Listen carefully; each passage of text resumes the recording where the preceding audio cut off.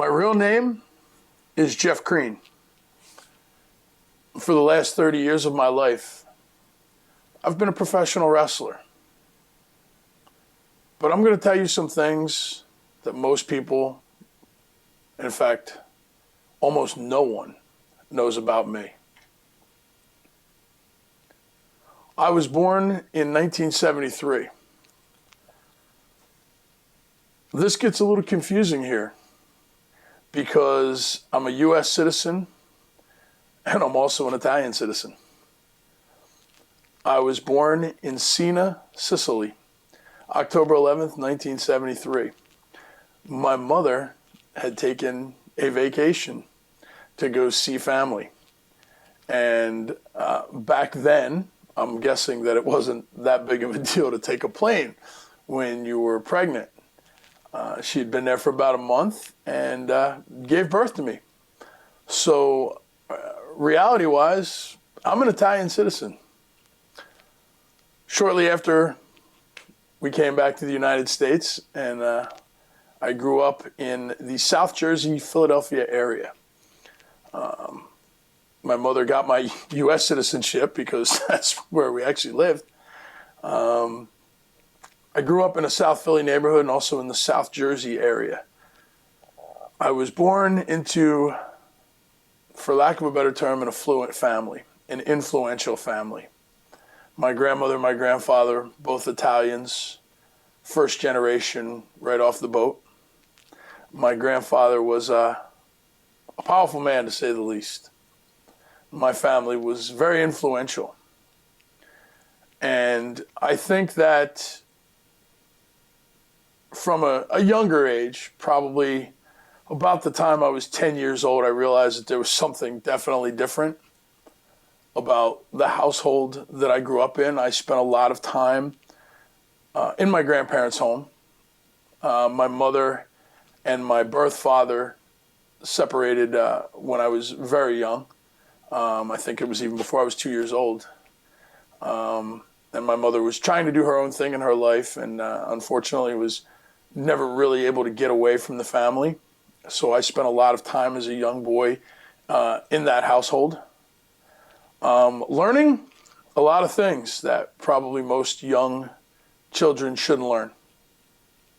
So by the time I was maybe 9, 10, or 11, I guess, I kind of understood the environment that I was growing up in.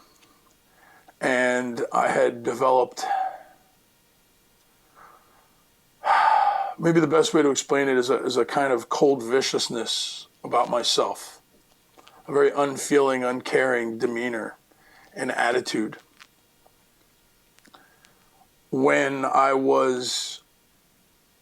believe I was 12, my mother had finally chosen to live with a gentleman that she had actually been dating for many years at that point. Actually, they met when I was 5. The man who would eventually go on to become my stepfather 20 years later. And when I was 12, they had finally decided to live together. So we moved. And this is where I moved from the South Philly area. Well, again, it gets confusing because I spent a lot of time in South Philly growing up, but my grandparents had their home, for lack of a better word, was in South Jersey. So it was a lot of back and forth. But at that point, we had moved in with my future stepfather. And this was when I moved to Pennsauken, New Jersey, where I eventually went to high school for the few years that I actually did go. This was the phase of my life where I guess the mindset of me was I needed to do everything for myself. I needed to be responsible for myself. I needed to, I couldn't rely on anybody else. I was taken from an environment of aristocracy, to say the least, and then thrown into an environment of the street level. Pennsauken was a very rough town. It was on the edge of Camden, New Jersey. I don't know if anybody's familiar with that area, but it's if Newark is the armpit of the United States, Camden, New Jersey is the asshole It's a horrible town. It's a brutal town. Pennsauken was right on the border of it. And Pennsauken itself wasn't the worst town in the world, but it was rough. It was tough growing up, and you had to be physical and you had to be strong. Through my early high school years, I developed a reputation. I developed a demeanor about myself, and I was also a pretty good crew runner and a hell of a hustler. A lot of what I'm telling you in this story, I won't go into names or details about. There are a lot of people I won't put on blast, even to this day, and a lot of my life that, at this point, I've kind of, I don't want to say left behind, but I don't indulge in anymore. But suffice it to say, I was definitely walking on the other side of the line when it came to the law. I ended up at a very young age being convicted of a very serious crime, and I was sent to jail.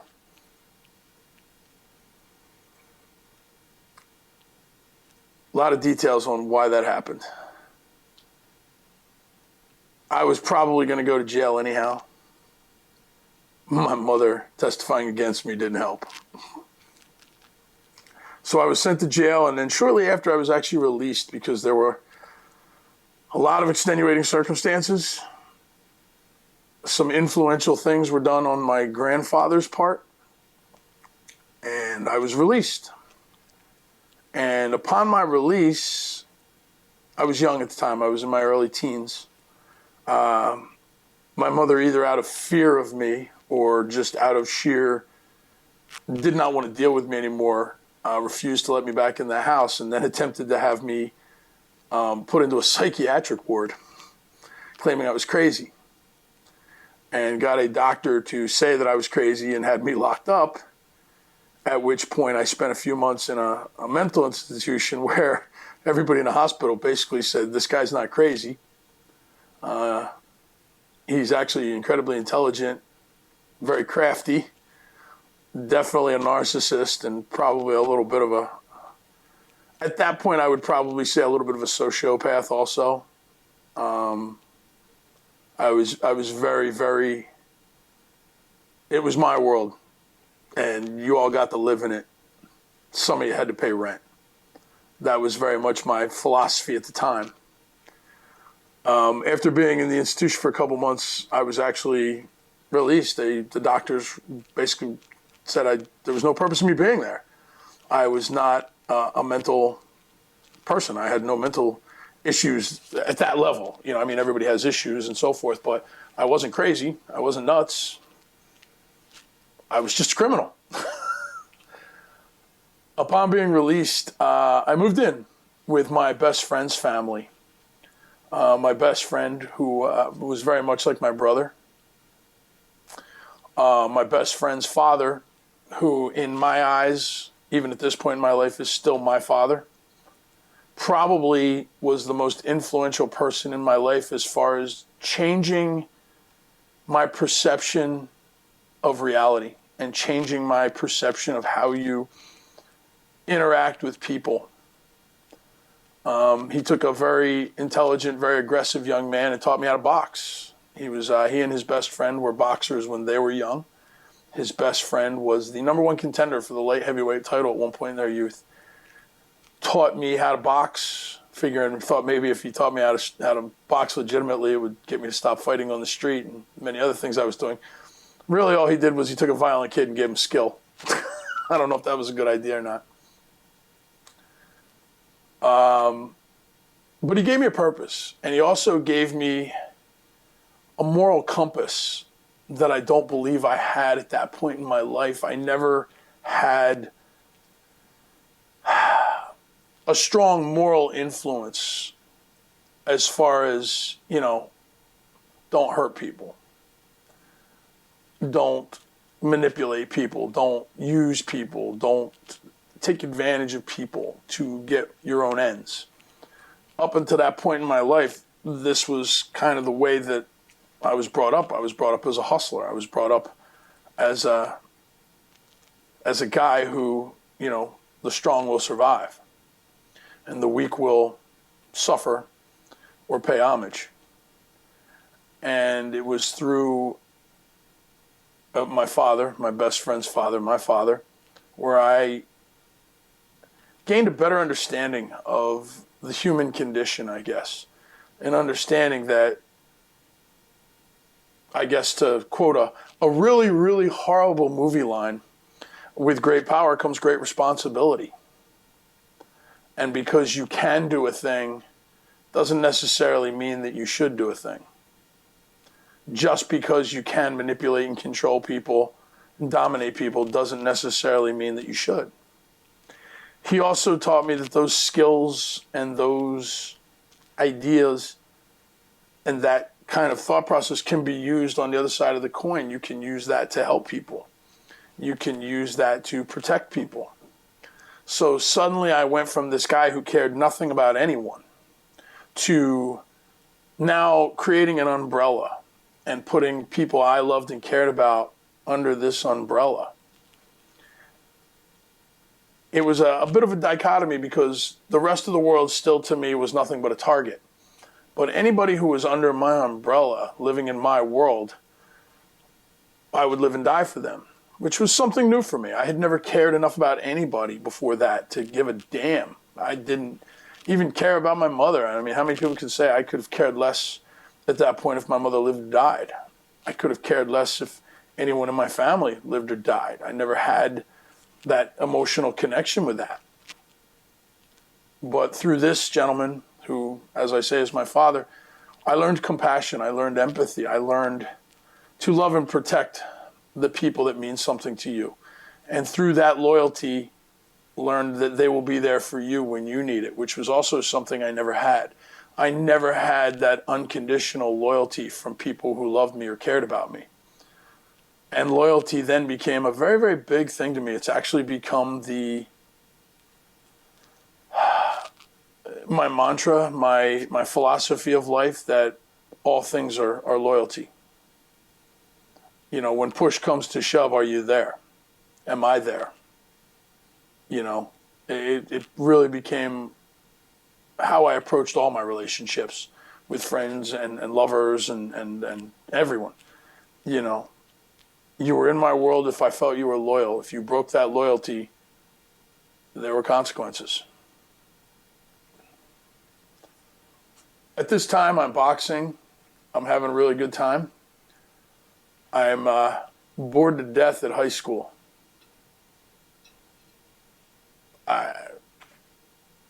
How can you learn from somebody that you're smarter than?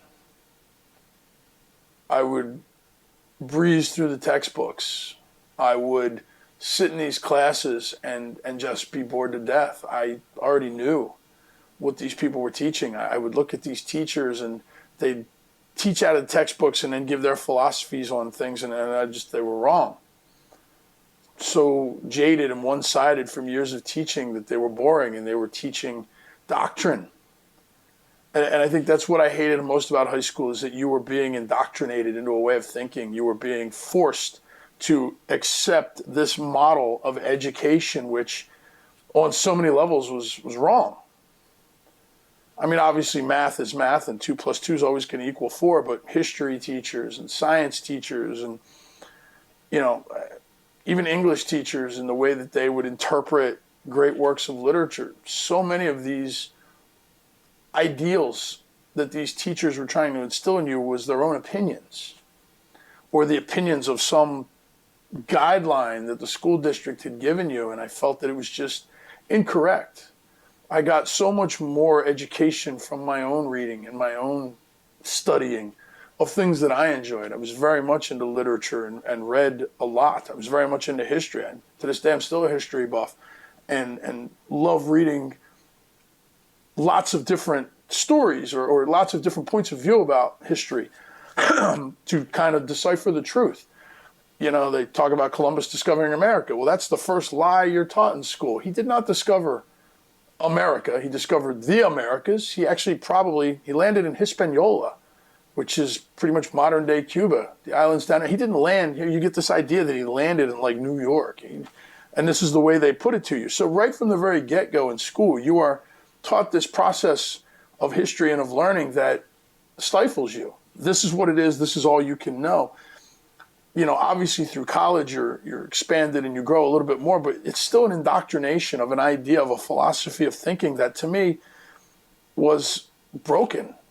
You know, I grew up in the 80s, was a teenager through the 80s, was a young man through the 90s, through very turbulent times in this country. And I know everybody says, well, how were the 80s and 90s turbulent? Well, they were. Just like the 60s was turbulent in its own way for civil rights and the growth of society, the 80s and 90s was that time where the baby boomers were now adults and were these people who had been part of the 60s. You were either highly conservative, you were ultra conservative, or you were ultra liberal growing up. And now here you are in the 80s and 90s, you've grown up, you've gotten this corporate job or whatever you do, you have a family, and now you're stuck in this middle America kind of mindset. So everything that you believed in the 60s, you no longer teach to your children, which was, you know, love and peace and acceptance and growth. And the world became very segregated in the 80s and 90s. And I think there was a huge setback in cultural diversity. So it was a turbulent era where people of all cultures weren't growing. You know, the economy was ridiculously crazy back then, ups and downs. And, you know, the end of the Cold War, which was a confusing time for our nation, not having an identity anymore. For 50 years, we had been the superpower that was fighting against evil. Now all of a sudden we're just some country, and suddenly all these horrible things about our country is coming out. The Iran-Contra affair and terrorist activities and the Afghan war and all these horrible things that we had been involved in. And so it was turbulent growing up. But none of this was taught to students. None of this was given as an education. You were still indoctrinated into this idea of education from the 50s. So school to me was incredibly boring. I always felt like I knew more than the teachers. So my last 2 years, I very rarely went. My junior year, I think I might have been there a total of maybe 40 days. My senior year, I didn't even make it. I dropped out. So part of the reason too was, again, being someone who enjoyed my own world, I was boxing and I had begun working in the nightclub industry. I started out as a bar back at a very young age at a strip club. Progressively, I had worked my way up, and by the time I would have graduated high school, I would have been 18 when I graduated, I was the manager of one of the largest strip clubs in the Philadelphia area. I was, at that point, had decided I didn't want to box anymore and was still also engaged in a lot of the illegal activities of having a crew and the benefits of that in Philadelphia. You know, we would go down to Wildwood in the summertime, and I was managing a couple of clubs down there in the summertime, and I would bring the whole crew down, and, you know, just an idea of how we made quick, easy money. And this is a story that I'm willing to tell. I'm pretty sure the statute of limitations on it is way up. I'm not going to go to jail for it. And it's a kind of a funny story at the same time. I would run these clubs, and I would staff the clubs with my people. So I'd put 2 guys at the door that were my bouncers. And I had a friend at the time who was a master of creating fake driver's licenses for New Jersey, Pennsylvania, New York, and Delaware.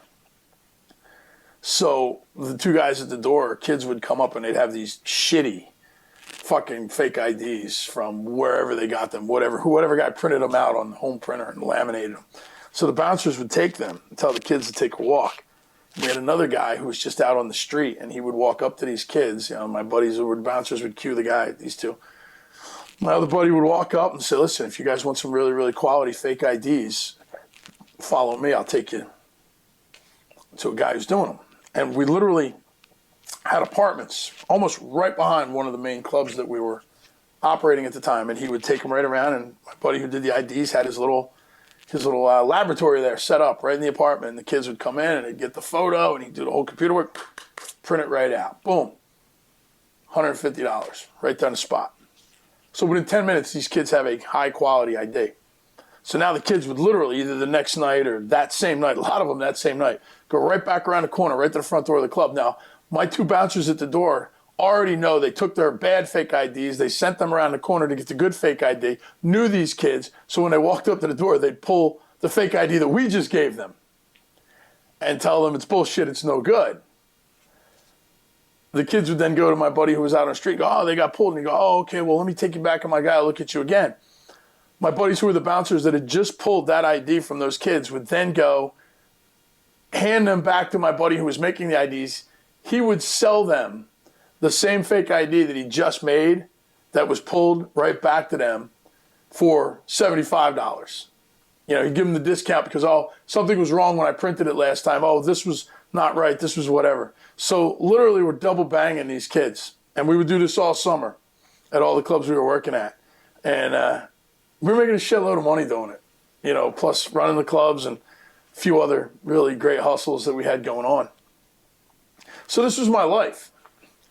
I had decided that I didn't want to do professional boxing anymore. I was very good, but I just wasn't, it wasn't the career direction I wanted to go. I would have spent 10 years getting my head beat in, maybe get a title shot, maybe not, who knows, and just decided that it wasn't where I wanted to go. My father, my brother's buddy, had talked to me about pro wrestling. You know, he says to me, oh, we've always loved watching pro wrestling. We've always, you know, we've enjoyed it. And he's telling me, you know, you should go to pro wrestling school. You know, you're still an athlete. You're still in great shape. And I was not really overly interested in it, but, you know, I was working at the clubs. I'm making a shit ton of money. I've got all my street hustles going on. I'm 19 years old. I'm getting my dick sucked every night by a different chick. I'm making a shit ton of money. I'm living the dream. You know, why would I want to change any of that? Why would I want to go become a pro wrestler and change any of that? But he kept on me about it for a very long time. And eventually, to please him, to placate him, I decide I'll go check it out. Now, one of the best wrestling schools in the world at the time was right there in New Jersey. And I decided I was going to go over just to satisfy him, thinking maybe he'll let go of this if I just go. And I don't know if you've ever had an epiphany in your life, if you've ever just had something, a realization, that moment of true clarity and understanding something very prolific about you. But I tell you, the minute I walked into that school, I knew that this was what I was going to do for the rest of my life. I didn't know what else I was going to do. I didn't know what other avenues of life that I was going to take or opportunities that may present themselves. But I knew that on some level, I was going to be a pro wrestler for the rest of my life. That this is what I felt that I was born for. So pro wrestling is basically a 1 or 2 year education, these schools. You do a tryout, they accept you, which they did for me, and then you pay them, just like college. You pay them to get the education of being a professional wrestler. So I start wrestling, I start going to the training, and while I'm doing this, I'm still running the clubs, I'm still kind of got my hustles going on, but starting to wean off of that a little bit. Choosing to maybe let go of that lifestyle a little bit and focus a lot more on the wrestling and the nightclubs where I'm making the money to afford my lifestyle. 20 years old now. My first couple wrestling matches, not bad, you know, like anything else you start out, you're working in, you know, maybe there's 10 people at a show. It's like some backyard little deal. And back then the territories were still kind of in existence, but definitely, you know, not gone, but not like they used to be in the 70s and the 80s. You know, it's the 90s now.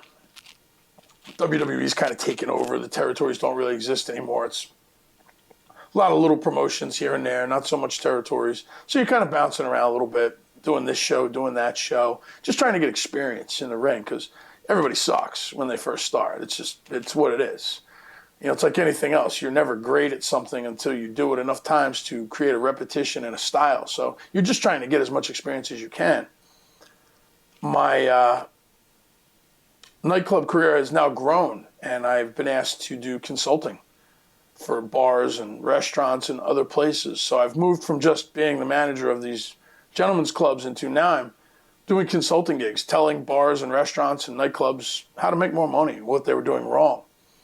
I had a special knack for that business. I really just understood, how do you run these type of establishments? How do they make the most money? How do you capitalize on the money coming in the door? How do you maximize your profits? How should the staff be trained? How does the staff work in a place like that? I had a very natural inclination for it. It came very simply to me. And as with all things in life, there's never one big thing that is the solution or the end-all be-all cure or the million-dollar idea. Life, business, success, it's always about the million little things that you have to do. And you have to do those million little things every day. And you have to do them properly. That's the true key to success in the longevity success of restaurants, bars, hotels is consistency in those million little things. That's the base that allows you to have the big idea to create larger success. But without that base, you will fail. And you'll find it, even if you go back and you look at some of the best clubs that ever existed in New York, 54 and the Palladium and Webster Hall and all these really outrageous places that everybody knows about, they all only lasted for 3 or 4 years because it was a big idea. And it was awesome, and it was great, and it was radical, and it was trendy. But the foundation for long-term success never really existed. So inherently from day one, there was a fail built into the structure of the business. So my goal as a consultant was to create that base that would attribute to long-term success. Having that base is what allowed you to be able to change the concept of the club down the road, to be able to redesign, to rebrand it, reimage it. But you always had the base, the proper foundation for financing, for, money management, for management control, for staff control. All of that existed in a place that allowed you to have a strong foundation to be able to do and change anything else that would create a new image or a new identity for the establishment, which any great nightclub or bar should do every few years. Hotels and restaurants, even though you don't want to necessarily rebrand, you do want to adapt with the times. So, all business is about evolution. They have to evolve. Understanding how to do that evolution while maintaining a strong base of success is important. And a lot of business owners don't understand that. And I, for whatever reason, had a very clear vision of what that was and how to work it. And I think a lot of that also came from my ability as a hustler. That as a hustler, you were looking for the weaknesses. You were looking for the cracks that you could exploit. From the other side of that coin, as a businessman, as a consultant, I'm looking for those cracks, not to exploit them now, but to seal them. So being a hustler allowed me to see things from the other side. Where is the weakness? Where can I exploit this? Where can I take advantage of something for my own gain? Now going to the legitimate side of it, having seen those weaknesses, knowing what those cracks were, understanding that if I seal those, if I fix that problem, things will run better. I think that's what helped give me that clearer vision of how to do that.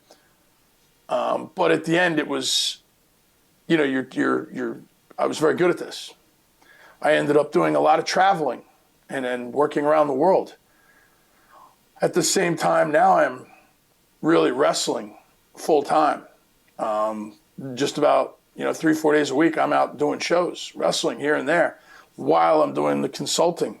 And it got, fortunately, I was a young man. I was in my 20s, and you've got that kind of energy, and you've got that juice. But now, probably the most prolific event of my young life takes place when I'm 25. At this point in my life, I'm drinking, I'm partying, I'm doing blow like everybody else. I'm not an addict. I'm having a good time. I'm using it as fuel. I'm wrestling. I'm doing the consulting. I'm living these incredibly crazy hours. I'm sleeping like 2 hours a day. So, cocaine and whiskey becomes the fuel that your body runs on. You do just enough coke to get you up, to give you the energy. You do the whiskey to kind of bring you down and level you out. This allowed me to function in the consulting capacity and just do 15, 16-hour days. It allowed me to get in the car and drive, 20 hours to go do some show in some podunk town in Ohio and then be able to drive back. It's the fuel that's firing you. And at the same time, you got girls everywhere. You're living a party lifestyle. My brother, on the other hand, the guy who was my best friend, whose parents took me in, he was a brilliant musician. His name was Michael. Michael was one of those guys that you just automatically, you loved him. He would give you the shirt off his back. He was just, there wasn't a bad bone in Mike. He was a brilliant musician. I mean, first and foremost, a guitarist. Growing up in the 80s and 90s, of course, rock and metal was our music. And he was just phenomenal. But he could play any instrument you put him in front of. But Mike was just a good soul. He always only wanted the best for people. He always only wanted people to be happy. He strived for that personality with people, to make people laugh, to make them smile. Mike never in his life thought about taking advantage of someone or abusing a friendship. But Mike, in his later years, Mike's mother, his real mother, had died of a brain aneurysm when we were 13. I had met Mike when I first moved to Pennsauken. He had actually just come to live with his dad at the same time, so we were like 12 years old. It was one of the first people I met. And Michael's mom, the next year, died suddenly of a brain aneurysm. She was walking out to the car very early in the morning to go to work, and the aneurysm exploded in her brain, and she died right there. Mike carried a lot of guilt. He had just moved in with his dad. He had left living with his mom because he didn't like his stepfather, and he carried a lot of guilt that he wasn't there when his mother died. He wasn't living in that house at the time. And as we got older, that guilt got worse in Mike. Mike turned to substance abuse. First, he found cocaine, which we all did at that age. I mean, it wasn't uncommon. But for someone who's medicating a pain, coke becomes a powerful thing for you. That coke addiction turned into a crack addiction as we got older. And Mike hid it for a very long time. Even I didn't see it, which is some of the guilt that I carry at that point in my life. I was traveling a lot, doing the consulting. I was wrestling. I wasn't around Mike as much. I would talk to him a lot, but I wouldn't see him. I wasn't with him. So I didn't see a lot of this until really it became too late. Mike wasn't one of those guys that was addicted all the time.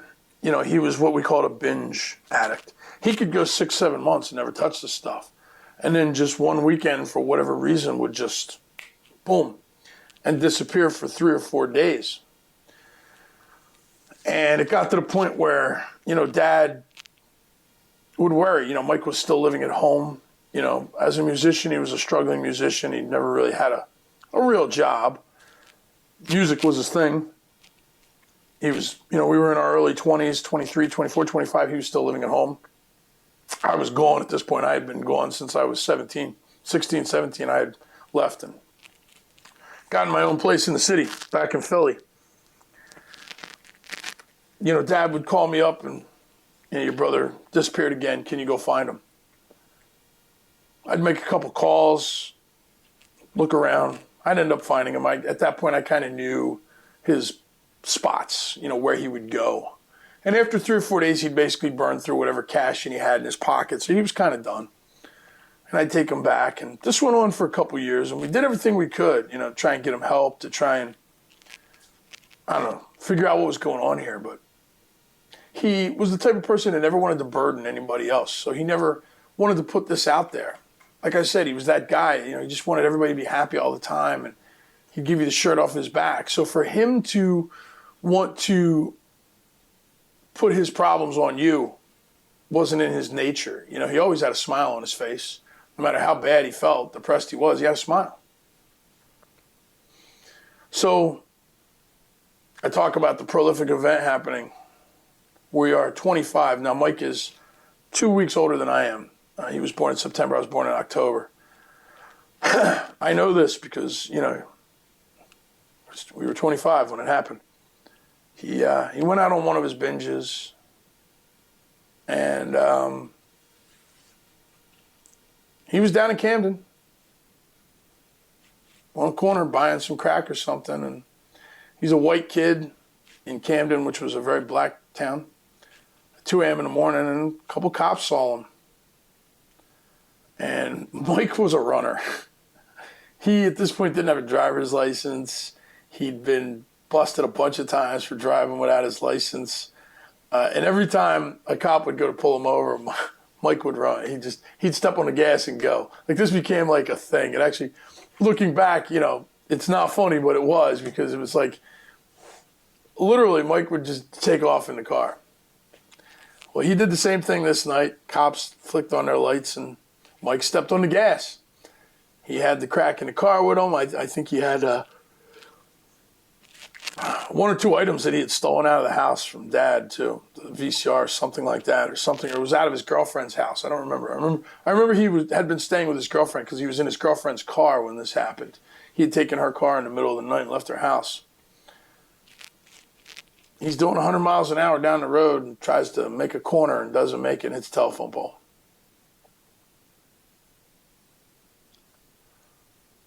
I remember getting the call from Dad. I was actually living in Miami at the time. I had moved to South Florida when I was 23. And I hopped a plane and came back up, and Mike was in the hospital on a ventilator.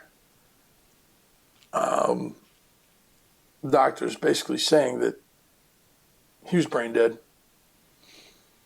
that the machines were keeping him alive, and that his organs were slowly shutting down, and there was probably no possibility that he was going to recover. The kicker to this story,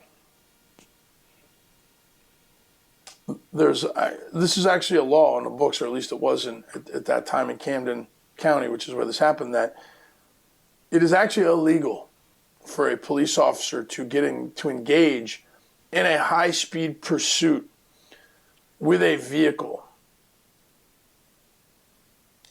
if there is no possibility of the vehicle that they're chasing to create any damage. Now, this was 2 o'clock in the morning. The streets were empty.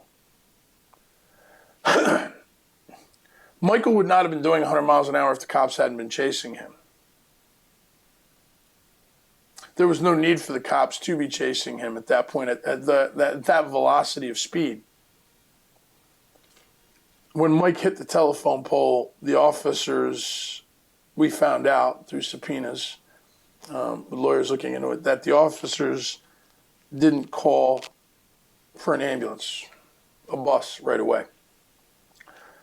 That something like 15 or 20 minutes had surpassed before they even made the call.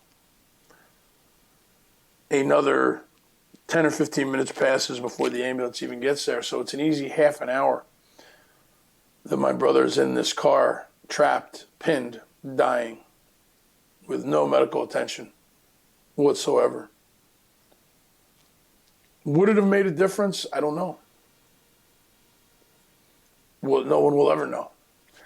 What we do know is that the events that did take place ended in his death. If it would have ended differently, there's no answer to that. But I did feel a lot of rage at the officers for having so little regard for life. Regardless of how you felt that life was being spent, they didn't know him. And I'm sure that they felt that he was just another junkie. I'm sure that they felt that, why should we bother, putting in the effort? But they didn't know him. And their disregard for just life in general had me so filled with rage at the time. This had a profound effect on how my outlook again on things. Firstly, I had lost the only person in my life at that point who had ever really been, besides Dad, 100% loyal to me. Michael was as loyal as the day is long. I'd lost someone who was my brother. I had lost someone who I cared about more than I cared about myself. That tragedy was incredibly hard for me to process, and even to this day, we're coming up on 25 years now. I'll be 50 soon, and that'll be 25 years since it's happened. I still have a hard time with it. But it also showed me the capacity for people to disregard life. These officers that were sworn to protect and serve, that were there to help the community, that were there to ensure life, had so little regard for the life of someone that they didn't know, when this is their job.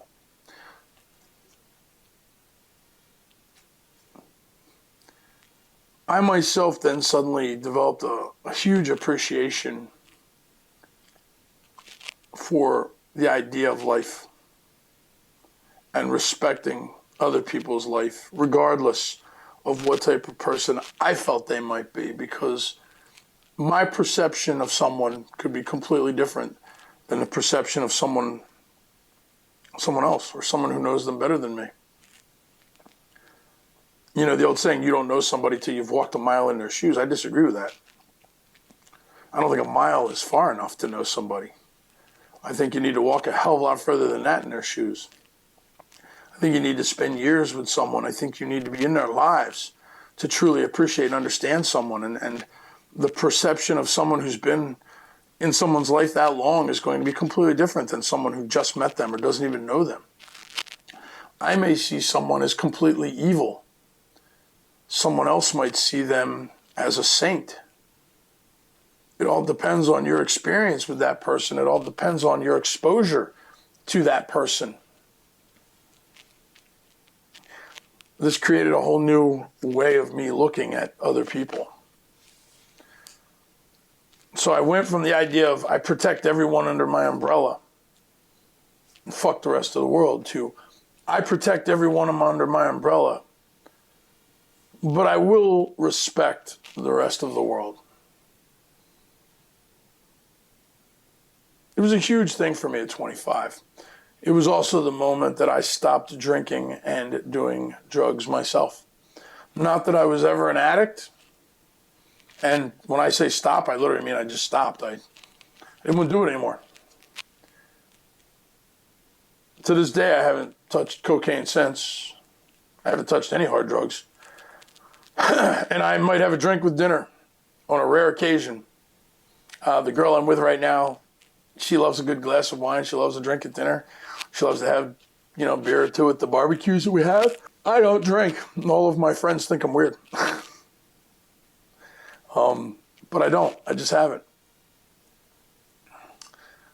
Really, that was the turning point in my life, because that is when I really decided that, obviously I wasn't going to be involved or be running my illegal operations anymore with my crew and doing those things. And I was really going to focus on the wrestling, living out a dream.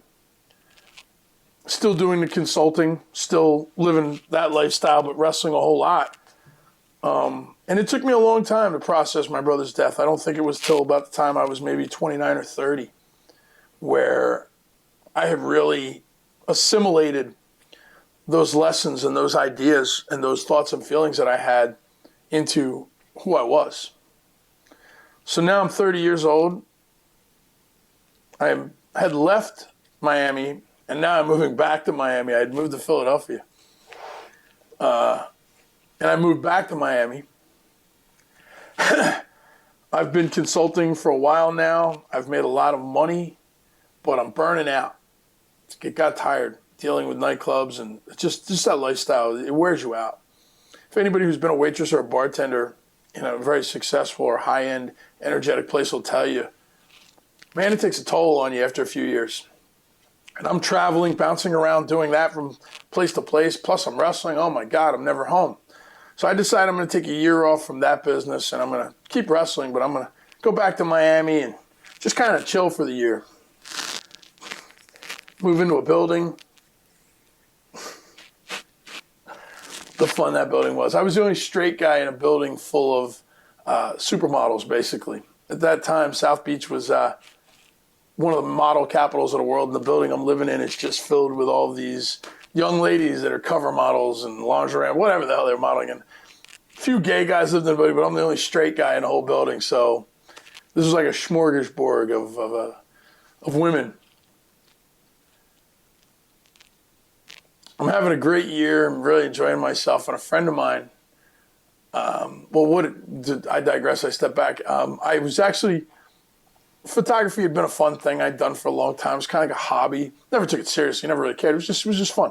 So one of the things that I would do to meet these girls was I'd be like, listen, I'm an amateur photographer. Why don't you let me take some photos of you. We'll have a good time. And of course, they're models. They just want photos of themselves. They don't care. So these girls would come down to my apartment, and I don't know, sometimes they and half of them were just getting naked, taking a photo. Oh, we'll do it naked. Cool. So yeah, one thing leads to another, and bada bing, bada boom, You're banging out these girls, wholesale.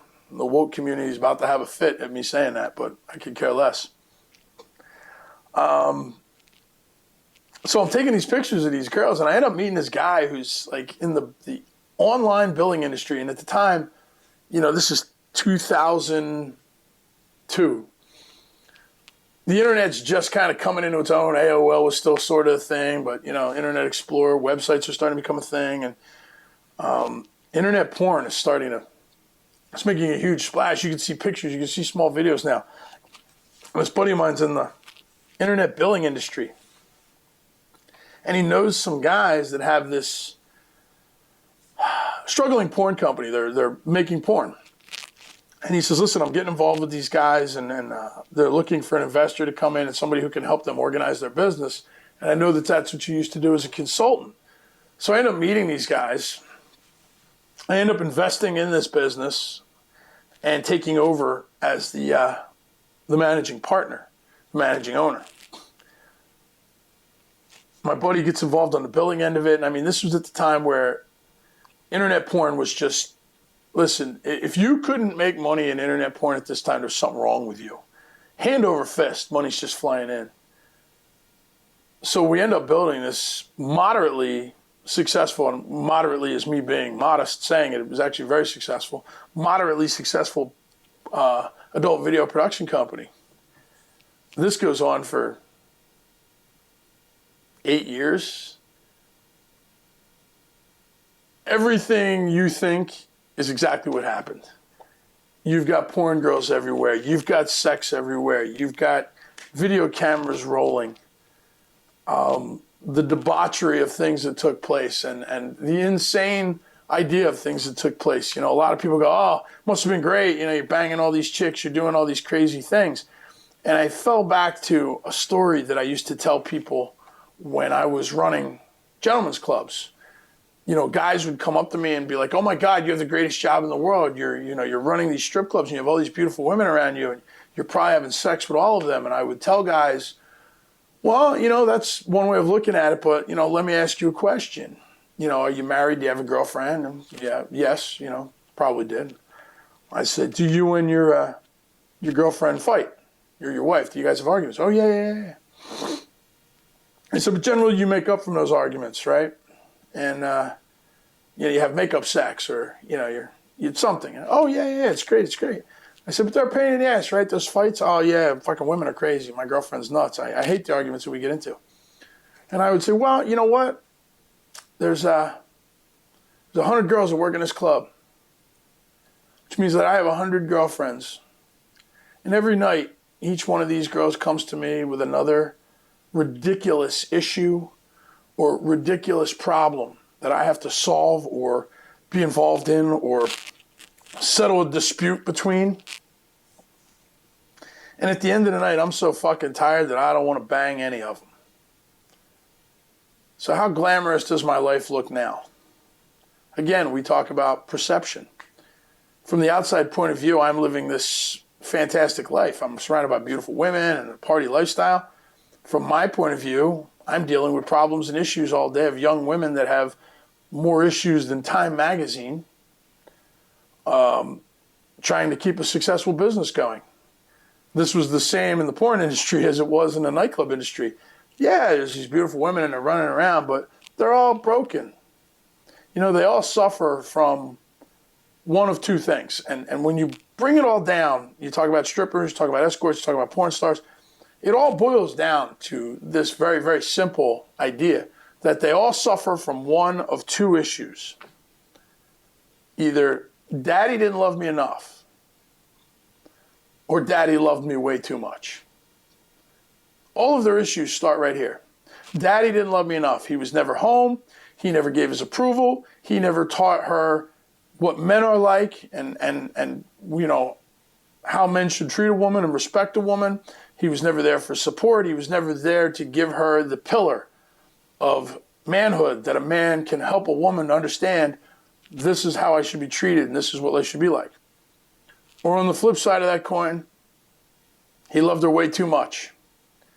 And without getting into graphic detail, I think most of you understand what I'm saying with that they came from abusive households, either mentally, emotionally, and unfortunately most times sexually.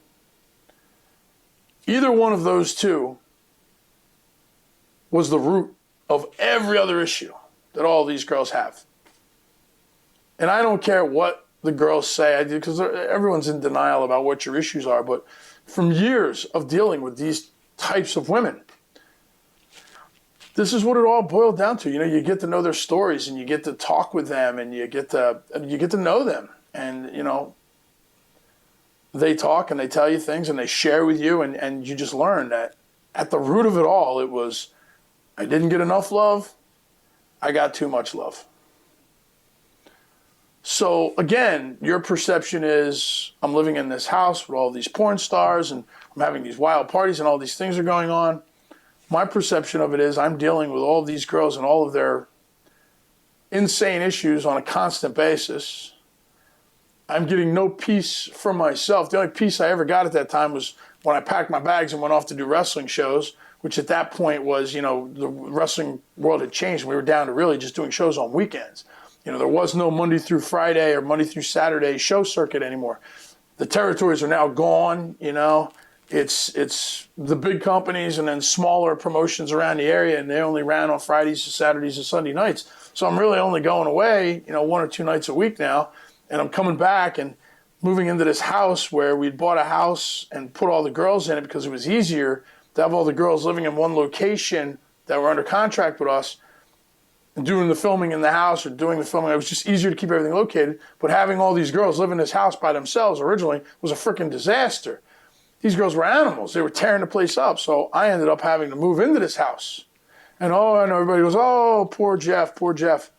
No, I mean, can you imagine living with 10 to 15 porn girls that all have some sort of issue stemming from one of the two issues that I originally talked about, that have no respect for themselves, have no respect for the place they live. They're living like pigs, you know, clogging up the plumbing, because you get 10 girls in a house living together long enough, they all sync up menstrually. So believe me, there's just like this giant wad of tampons stuffed in the toilet, hair filled with, or combs filled with brush with hair, makeup spilled everywhere. They leave food lying around. They never do the dishes. Just, you know, the back patio with the pool, just laundry shit everywhere. It was atrocious. The rooms stunk. And I'm dealing with all of these ridiculous issues. And again, it looks like it's this glamorous lifestyle because this is the perception that we have to put out to the public. Oh, look at the porn house. Look at the hot chicks. Look at the dude living there. Look at this is marketing. This is how you sell a product. But it's, you know, for anybody who's seen The Wizard of Oz, you know, pay no attention to that man behind the curtain. It's never as glamorous from behind the scenes as it is in front of the scenes. You know, what you see up on the big screen isn't what was happening behind the cameras. So your perception and my perception of the same thing is completely different just from where we're standing. You know, how we're looking at it. That being said, sure, made a lot of money. Very successful business. I prided myself on that time, too, of being somebody who did his very best. And again, the woke community of today is going to have a fit with this statement. You know, doing my very best to try and help and respect the girls. You know, I never looked at the girls like they were whores. I never looked at them like they were pieces of meat. Regardless of whatever reason they were doing adult videos, they were still human beings. And again, I come back to, you know, I had learned that idea of respecting life. That for whatever reason these girls were doing this, they felt they had a need to do it. And if they were going to do it, I would much rather have them involved with my company where we had a policy of, you know, never abusing the girls, never taking advantage of the girls, emotionally, mentally, and especially not sexually. Never putting the girls in a position where they felt they had to do something. I never wanted the girls to ever feel like I have to do this to stay here to make this money. You know, they always had a choice. And it was with all things in life, I tried to teach them consequences to choices. Okay, I understand that you don't want to do this type of video, but this kind of video makes this much money and you'll get paid more. If you don't want to do it, cool, you don't have to. We'll continue to do the other type of videos that don't make as much, but we'll do as many of those as we can. But I always left it up to the girls, you know. You have choices in your life. And we all make choices that sometimes we don't like, you know. I think a lot of people work jobs that they really don't care for, but they do that because you need the paycheck to pay the bills. Would you rather be doing something else? Sure. And porn was the same thing. I wanted these girls to learn a sense of some kind of responsibility and some kind of, but at the same time, respect for yourself, that if you really don't want to do something, don't. Change your life. Do something else. I also believed in protecting the girls. You know, a lot of them were pain in the ass and they were bitches. But they were broken. And whether they wanted to help, whether they were ever going to accept the help, whether they were ever going to change, I just wanted them to have the opportunity to accept the help if they needed it. I wanted them to have the opportunity to create change in their lives if they really wanted to. So I prided myself very much on being there for these girls. I saw a lot of producers in that business that were horrible individuals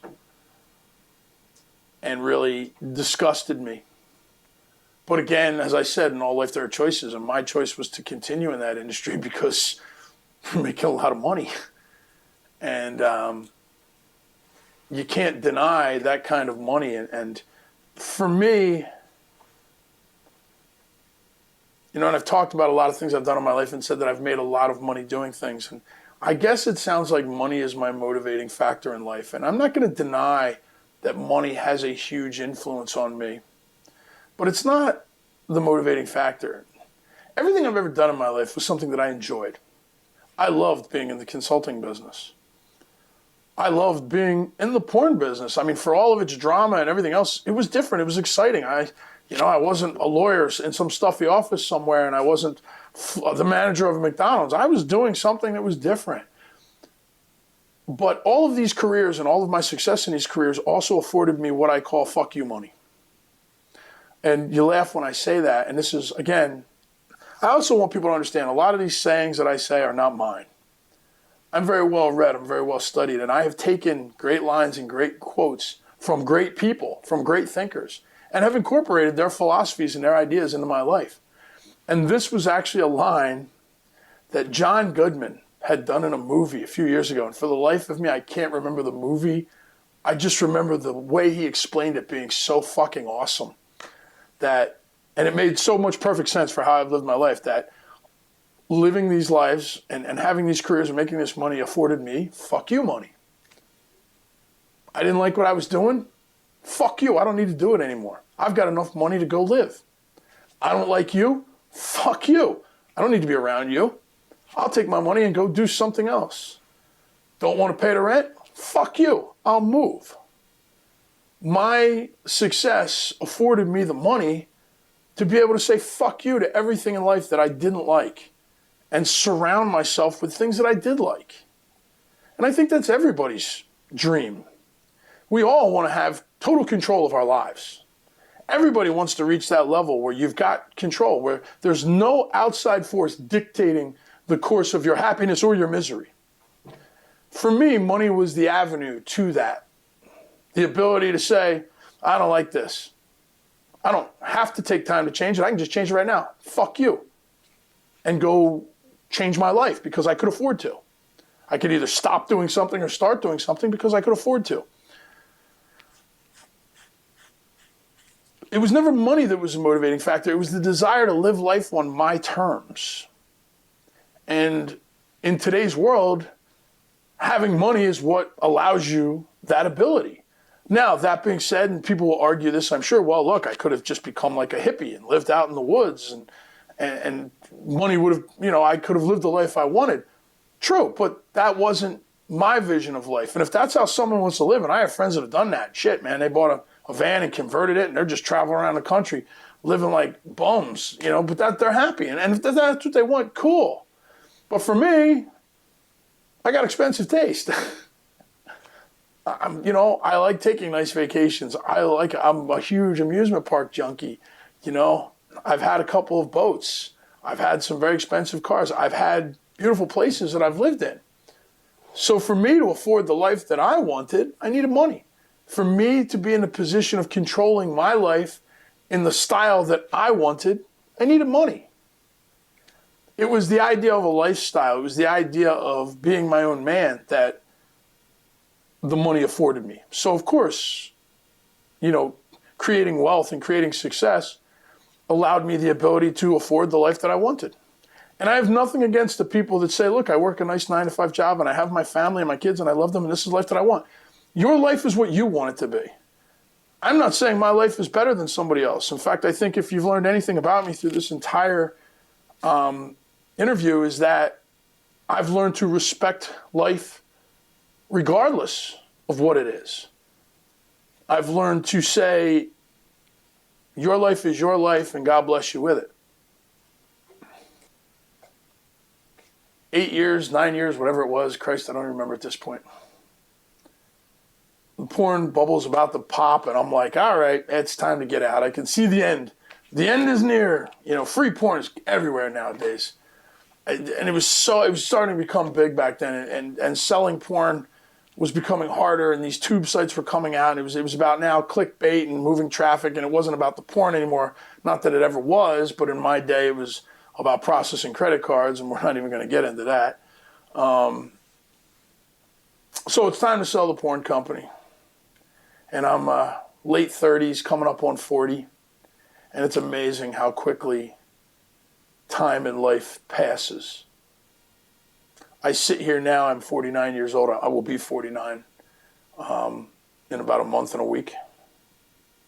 By the time this airs, it'll probably be a month, knowing how slowly Matt does his editing. I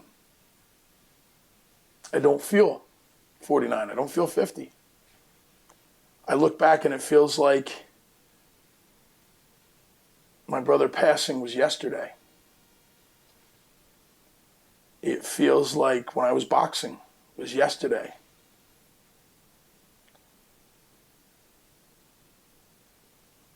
Age begins to give you a perspective.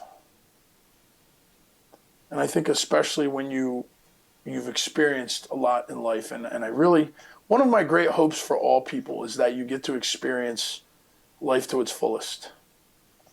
If you can travel, travel. If you can't travel, travel. You don't have to stay in 5-star hotels. Allegiant Airline is cheap as hell. Now, the plane might crash, but it's cheap as hell. Hop on a flight and go somewhere. I know people that from South Philadelphia that I grew up with.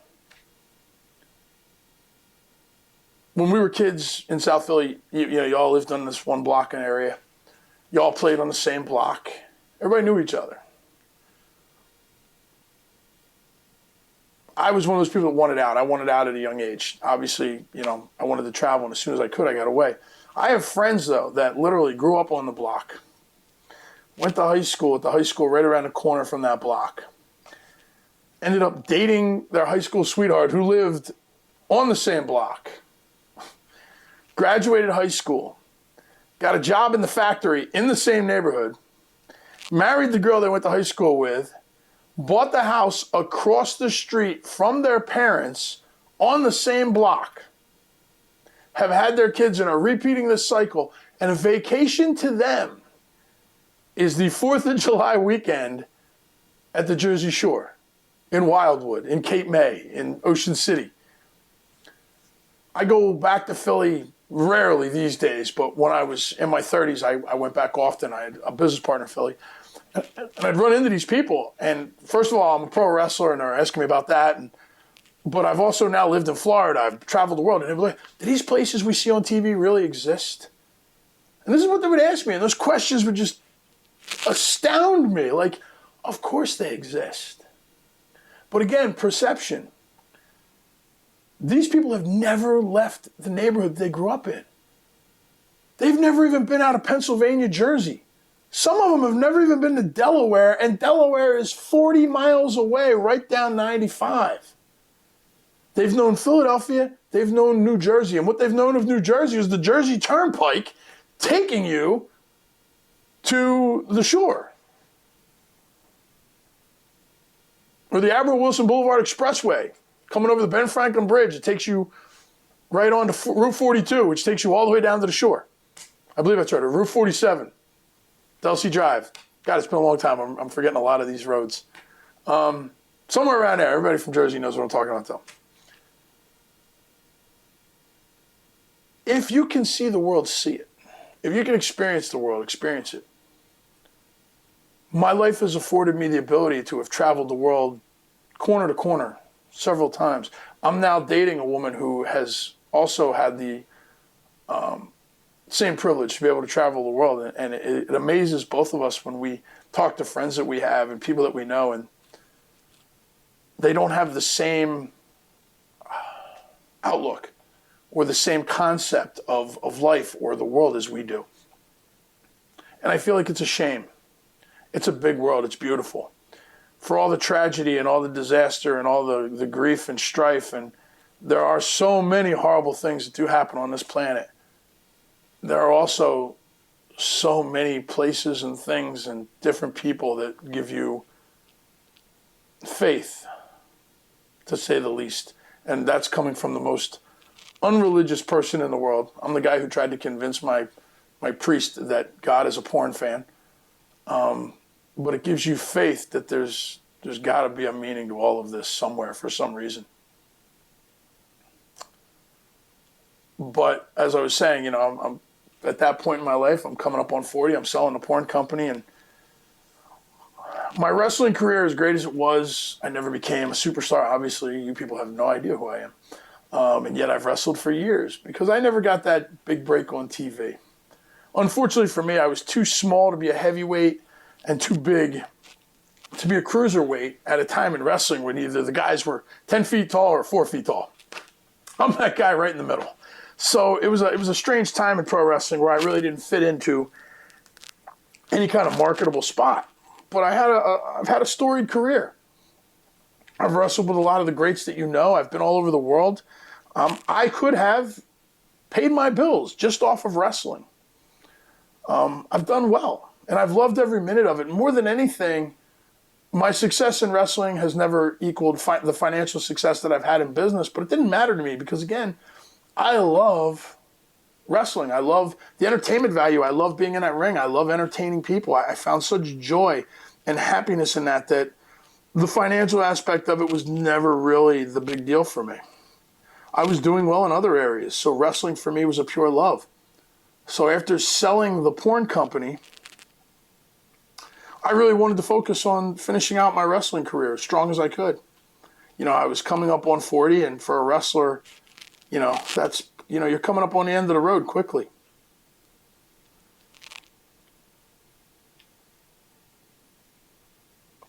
Life has a funny way of coming full circle, whether you want it to or not.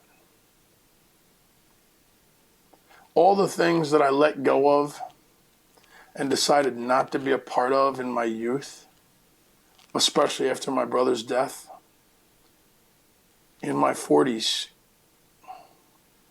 revisited me. I suddenly became someone that people from that underbelly of society, people that were involved in my crew, those types of people, I became someone who became of influence again, whose opinion suddenly mattered and was getting phone calls and asked to deal with things. I saw the children of my friends. I saw the children of family members grow up and begin to experience many of the same things that I did and my friends did when we were growing up. And you see these experiences, again, perception, from an absolutely different way as an older person than you did as a younger person. I, for lack of a better word, discovered my relationship with my mother again, who from the age of 17, I pretty much didn't speak to. I spoke to her at her wedding to my stepfather. When I was 28, I got married. I spoke to her at his funeral when I was, why do I feel like he died when I was 38 or 39? But I spoke to her then. Never really spoke to her too much in between, never really, no relationship. But in the latter years, or the later years, the now years, I don't want to say that we have this wonderful relationship, but we have a relationship.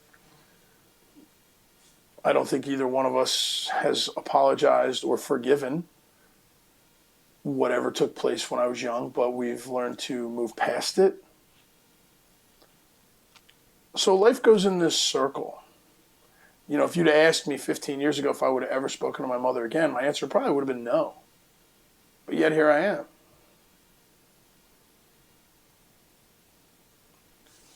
My wrestling career took an interesting twist. I'm now the owner of a promotion, Universal Championship Wrestling.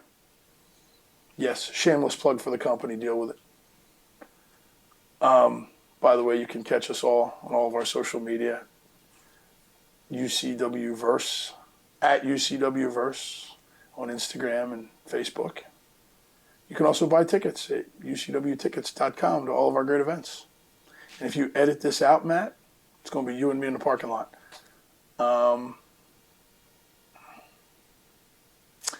I've moved into a different phase of my wrestling career. My in-ring career is slowly coming to an end, which I'm sad to see go, but the body can only take so much abuse.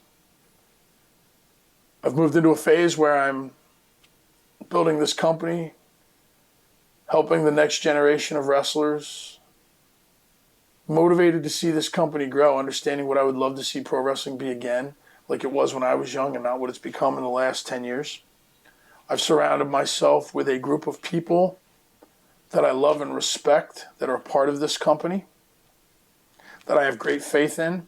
And for the first time in my life, I'm learning to, I don't want to use the word delegate responsibility because it's not what I'm doing. I'm learning to trust in other people's abilities to do the jobs that are needed and not have to control everything myself, whether through arrogance or through sheer fact.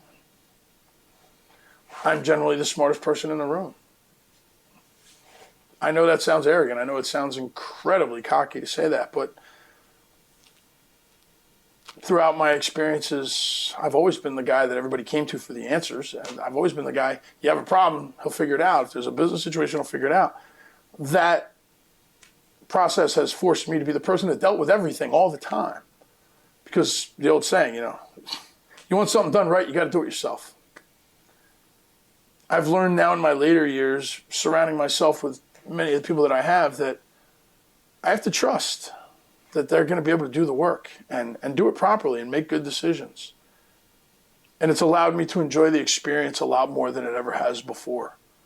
There's still stress. There's still anxiety. I think there always is anytime you're building a business, but I'm enjoying it more because the people that I'm doing it with are enjoying it. Nobody is more stressed or more frazzled or frustrated than anyone else. And even though I tend to carry it a little bit more than I should, I am enjoying it. I think it's important.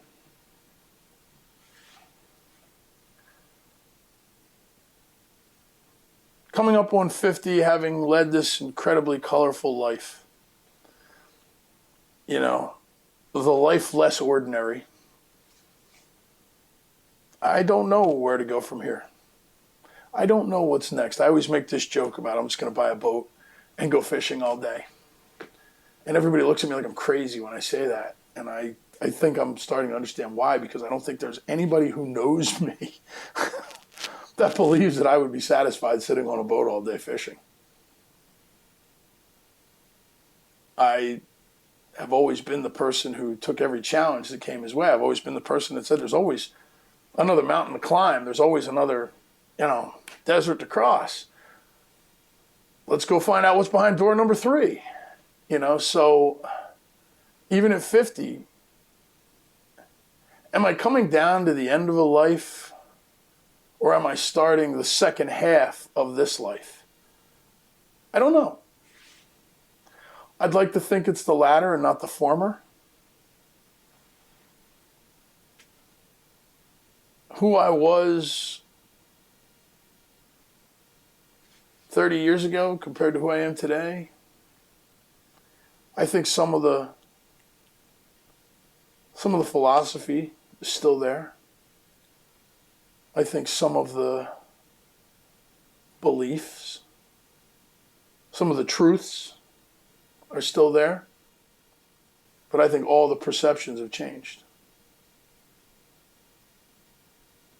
Life to me has been a study in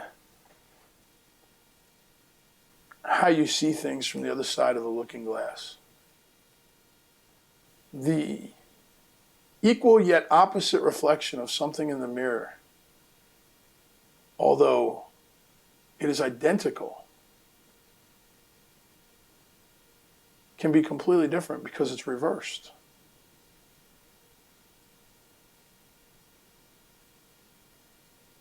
It's amazing to think that everything in life can be looked at that way.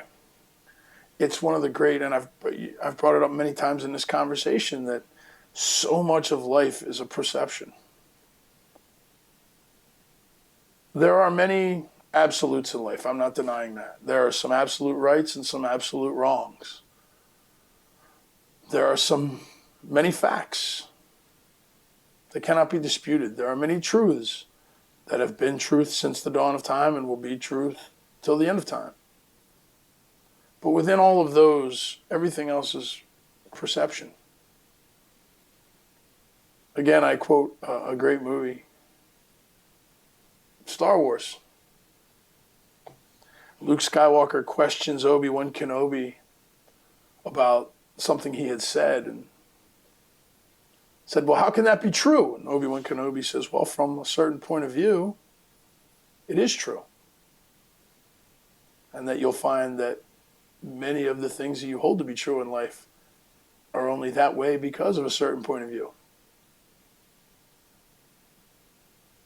More prolific words have never been spoken, because how many arguments have you ever been in life with someone who they felt they were absolutely right? And you were arguing with them because you felt that you were absolutely right. And the funny thing is, both of you were. I was having this argument with a friend yesterday, coincidentally. We were arguing opposite sides of the same issue. And the funny thing was, we were enjoying the argument because both of us were right.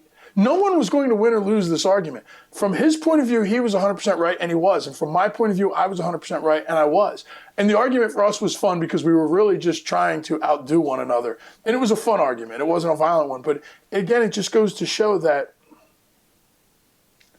your perception of life is 100% true for you.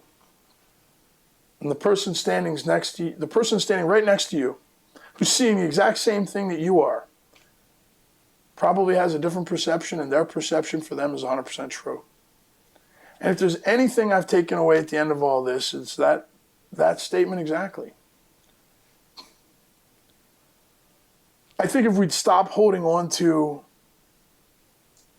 the doctrine that were drilled into us as children, this idea of society that's drilled into us, this idea of who we are supposed to be as a person or a people, and just begin to explore perceptions, life becomes so much more exciting. Life becomes so much more attainable. Your dreams, your desires, they all become so much easier.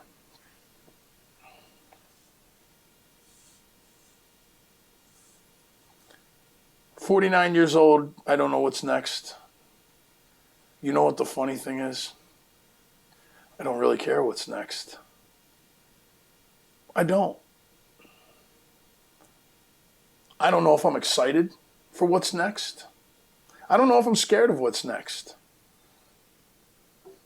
I've reached a point in my life where whatever's next is next. Good, bad, or indifferent. I'll accept it. I'll deal with it. I'll take it. I'll move on. I'll move through it. It's kind of a liberating place to be. 3 doors are in front of me. I have no idea what's behind any one of the 3 doors, and honestly, it doesn't matter to me which one I open first. It's a very liberating place. It's a very freeing place to be. I hope that all of you at some point get to experience that kind of freedom in your outlook on your future. It's not to say that there won't be drama in my life down the road. Hell, I'm in a relationship. That pretty much guarantees at some point there will be drama. That's just relationships. I don't think anybody's ever been married for 30 years and said, "Yeah, we've had the best 30 years of our lives." No, there were probably 4 or 5 of those years where you were thinking about divorce.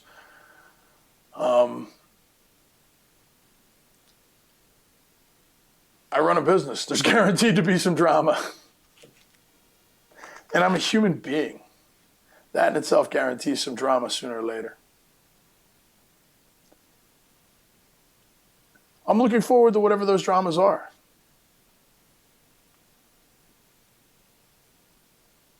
I'm sure a lot of other people sat here in this chair that have been interviewed and told you, "Oh, the next 10 years of my life, I want it to be like this, I want it to be like that, and I'm hoping to do this, and I'm hoping to do that."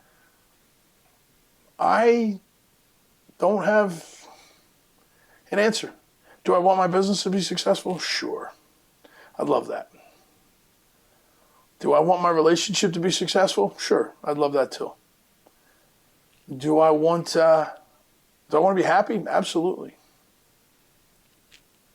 Do I have a plan for any one of those things? No, not really. Do I have any idea whether they'll happen or not? No, not really. I've lived the life of the good guy. I've definitely lived the life of the bad guy. I've been the criminal. I don't know if I've ever been the hero.